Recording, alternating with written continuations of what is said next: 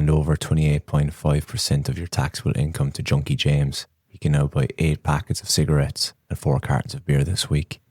Congratulations. Welcome to Simplified Sparky Marketing. A few years ago, it was probably 2 years into business, I was approached to sponsor the girls' side of the soccer team I was playing with. And at the time, you get kind of an ego boost and a little dopamine hit of, oh my God, that's going to be so cool. I'm going to have my logos on their shit.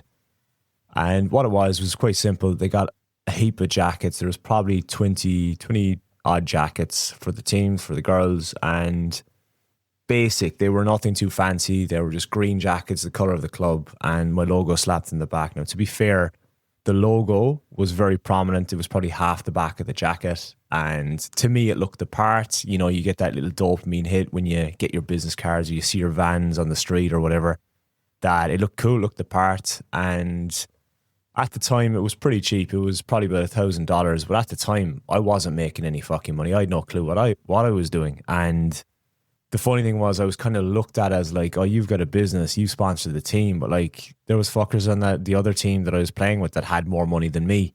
But it was just because I was a business that I was kind of peered into sponsoring them. But like, as an ego boost, I was like, yeah, I'll sponsor them. And that's the thing as well, is if you are approached to sponsor something, now unless you have got a son, a cousin, a niece, a nephew playing with a local team and you want to truly give back and do good for the community, then fair enough. But if you're doing this purely for a random team, for a random person that approaches you to sponsor something or a team, think twice, because will it get you return on investment? And that's what we're going to get into, because when I sponsored that team, I presumed the phone would fucking go off the hook. And that was, 7 years ago now, and I still haven't received a lead from those jackets. That they still hover around. You still see the odd OG wearing one, and it's disappointing when you do invest money in something and it doesn't pay off. And it's one of those things as well where you do it to make it feel like you're marketing. Like if somebody says to you, you know, you turn to someone and say, oh, it's quiet out there. It's like, what are you doing marketing wise? And you're like, well, I sponsor the local soccer team. And it's just a thing where you put out there that's like, well, I tried, but it wasn't a very calculated investment putting that money into sponsorship. So another thing I sponsored, well, I didn't really sponsor it. It was just they put it on the car for the fun, was my brother-in-law and his mate that drive together slapped my logo on their rear wing and then kind of looked for sponsorship money. And I told them to fuck off in good terms. It was a bit of fun. Actually, it did end up giving them something for the fun of it. But I was like, that is absolutely fucking ridiculous. You're going at 200 odd kilometers an hour through a country road. Why the fuck would I sponsor that? And that's pretty logical as well. That is a silly place to sponsor, to actually place your sponsorship. Another situation like this, kind of sponsorship, kind of not, is I spoke to somebody a few months back and they fronted some money to go to a farmer's market and set up a stall, head there with his partner, head there with some of his staff over a weekend. So as you can imagine, I'm not too sure if he paid the staff, if they're good guys. They are good guys, I know them. If they actually got paid or whatever for the day, or they did it out of goodwill, but basically set up a stall, had it all professionally done, had his leaflets, had a little giveaway, had, you know, little things for kids and stuff there as well, purely to kind of drum up some business. But in my honest opinion, the suburb where it was held it wasn't the best area to be putting one of those stalls into. And from reports back then, he basically got like one or two little jobs out of it. Now, what we're all hoping for is goodness will come of that, you know, that job that was a little job will turn into a bigger job, or the job that he did will refer him to somebody else that will turn into a bigger job and reel his money back that way. But again, it's like, I suppose if you don't try, you don't know. But it's just like, this is the absolute importance of knowing exactly where your client hangs out and who your client is.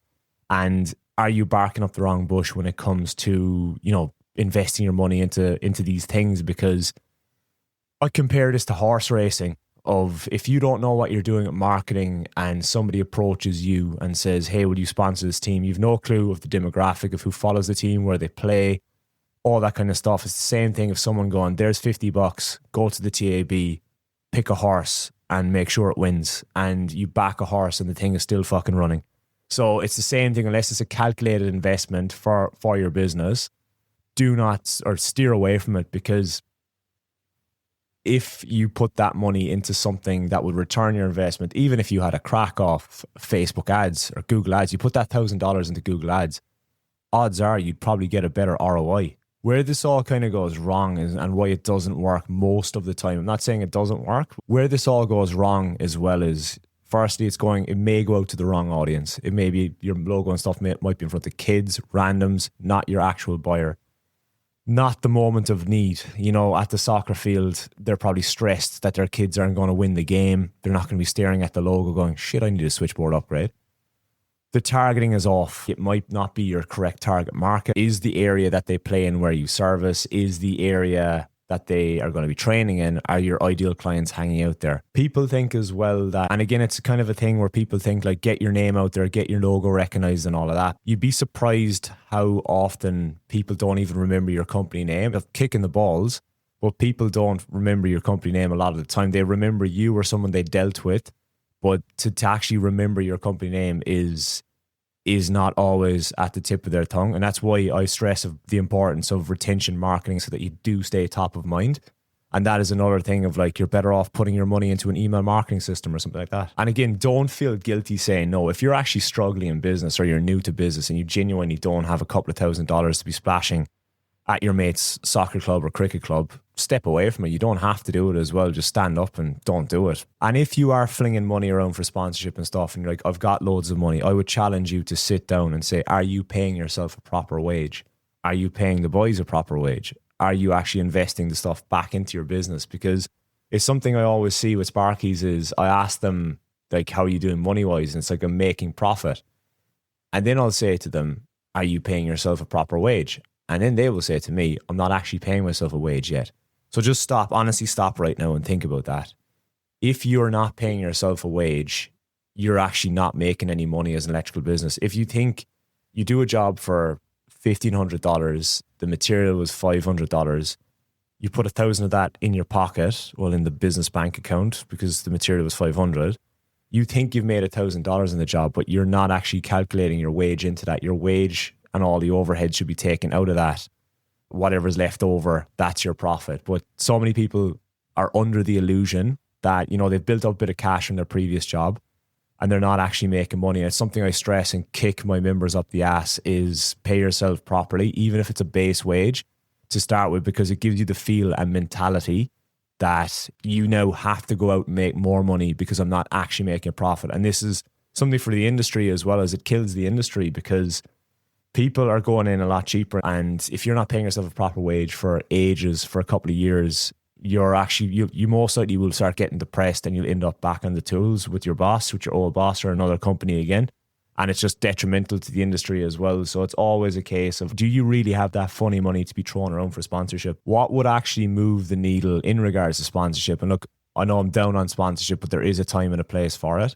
And as I spoke about previously in podcasts, I always give the example of, if your client is an avid tennis player, they play tennis 3 times a week, and you know that your ideal absolute A-grade client plays tennis, you would then look at doing an incentive more than sponsoring. Maybe you sponsor something at the tennis club, but it would be more along the lines of have an exclusive members only offer that if they scan this QR code on such and such a brochure, their first visit, they get X and Y, or they get X amount off for their first visit.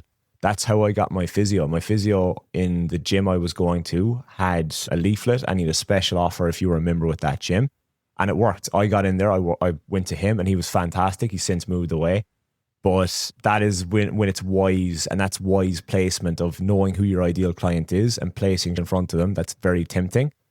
Other than that, if you said to me, my ideal client is a tennis player, and what I've done is I've sponsored the beer mats in the tennis club, it's like your ideal client, you didn't realize this, but they like one drink maybe, but they're not an avid drinker, so they're not going to be in there slugging schooners and pints looking at your logo on a beer mat. I think that's the biggest gag going, is the beer mats. I think it must work. There must be some bit of return on investment, but that was a big thing that was going around, where I was getting phone calls like, do you want your logo on beer mats for your local pub or something like that? And it depends on on the staff member as well, or the staff members handing out beer mats with every beer, because it's a thing in Australia I noticed is most pubs will not even give you a beer mat with the beer. Think about that as well, because numerous times I have to go to up to the counter and grab a few and put them on the table because they don't hand them out. So that's another thing where it's silly. But that would be a wise investment, is sponsoring something that it's in their face, or it might be a little banner on the court that they play on, a big banner, and it has the QR code on it. And the reason the QR code is there, or a specific link or something specific they have to do, is now it's trackable. Therefore, you know exactly where that lead came from. Whereas if you are sponsoring a cricket team and you get a call out of the blue and you're like, I've no idea where that lead came from, it's not very, very trackable at all. Sometimes the only winner out of sponsorship is the dude that's printing up the logos and stuff and slapping them onto the merchandise. If you want any more from me, there's links in the description. I'd love to hear from you, and I will catch you next week.